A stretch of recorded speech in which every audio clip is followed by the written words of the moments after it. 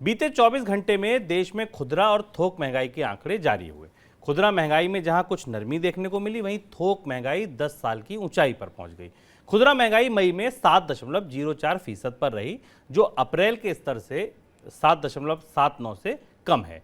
वहीं मई में थोक महंगाई 15.88% रही, जो अप्रैल में 15.08% से ज्यादा है। थोक महंगाई में जो बढ़ोतरी हुई है वो मुख्य रूप से खनिज तेल, क्रूड नेचुरल गैस, खाने की वस्तुएं और मेटल में आई तेजी की वजह से हुई है। सर, खुदरा महंगाई में के आंकड़ों में कम से कम कुछ नरमी दिखी है।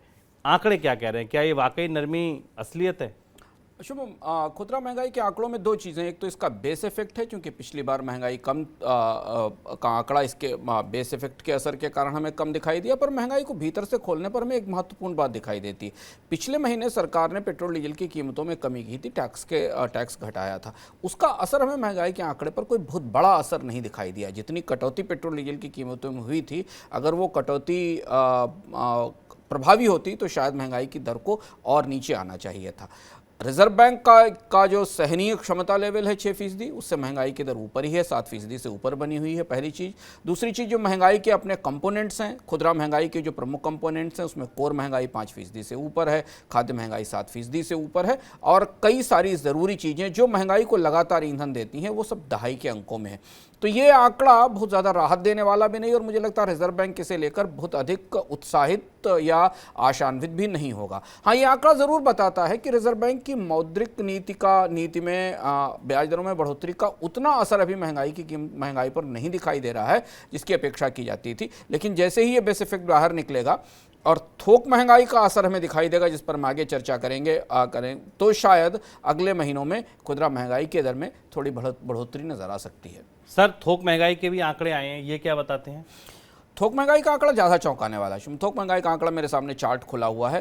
थोक महंगाई का लगभग 16%, 15.88% के 88% के आसपास, जो 2012 के बाद का स्तर है। और हम हमेशा देखते हैं कि थोक महंगाई का ट्रांसमिशन खुदरा महंगाई में धीमी गति से होता है। आमतौर पर जो फैक्ट्री प्रोड्यूसर्स हैं, उनकी कीमतों का असर धीमे धीमे खुदरा महंगाई में दिखाई देता है। अब ये इस महंगाई का आंकड़ा ज़्यादा चौंकाने वाला है। यहाँ ईंधन की महंगाई लगभग 40% से ऊपर है। यहाँ मिनरल्स की महंगाई 33% से ऊपर है, यानी जितने भी कच्चे माल हैं प्रमुख, चाहे वो स्टील हो, बेसिक मेटल्स हो, इनकी महंगाई लगातार बढ़ी हुई है, जो हमें खुदरा उत्पादों में आने वाले समय में दिखाई देगी। केमिकल्स की महंगाई बहुत ज़्यादा है। खाद्य महंगाई लगभग 11% के आसपास बनी हुई है। मैन्युफैक्चर्ड प्रोडक्ट्स की महंगाई भी दहाई के अंक में है। तो अगर हम पूरा का पूरा खुदरा थोक महंगाई का आंकड़ा देखें तो इसमें अधिकांश प्रोडक्ट्स जोड़ें। और जैसे खाद्य महंगाई में शुभम गेहूं की महंगाई देखें, लगभग 10.55% के आसपास महंगाई की दर इस समय बनी हुई है। वेजिटेबल्स की महंगाई 56% के आसपास है थोक बाजार में। तो खुदरा बाजार में इसका असर हमें दिखाई देगा। एक और जो बड़ी महत्वपूर्ण महंगाई इसमें दिखाई देती है, वो सब्जियों में भी पोटैटो की महंगाई करीब 24% के आसपास बनी हुई है। ऑयल सीड्स और ऑयल फैट्स की महंगाई लगातार दहाई के अंक में है। तो थोक और खुदरा दोनों महंगाई बढ़त की तरफ है। थोक महंगाई का आंकड़ा हमें अगले 1-2 महीनों में जो रिटेल इन्फ्लेशन है उस पर असर दिखाई देगा। और जब तक कोर इन्फ्लेशन, जो कि थोक महंगाई का सबसे महत्वपूर्ण कंपोनेंट है और वो लगातार ऊपर बना हुआ है, वो नहीं नीचे होता है, तब तक हमें महंगाई की दर में कमी नहीं दिखाई देगी। और अंतिम बात, जो दोनों महंगाई के आंकड़ों को हम सामने रखकर देखते हैं तो दिखाई देता है कि भारत की महंगाई ब्रॉड बेस्ड हो चुकी है। अब ये 1-2 चीज़ों तक सीमित नहीं है, ये बड़े दायरे में फैल चुकी है। और वो बड़े दायरे से महंगाई को समेटना और उसे ठीक करना और उसे पटरी पर लाना मुश्किल होता है। हमें ध्यान रखना ज़रूरी है कि महंगाई कम होती है, कीमतें कम नहीं होती। कीमतें हमेशा जब बढ़ी होती हैं तो उनमें एक किस्म की रिजिडिटी, एक जिद होती है। कीमतें कम नहीं होती, महंगाई की दर ऊपर नीचे होती है। बिल्कुल।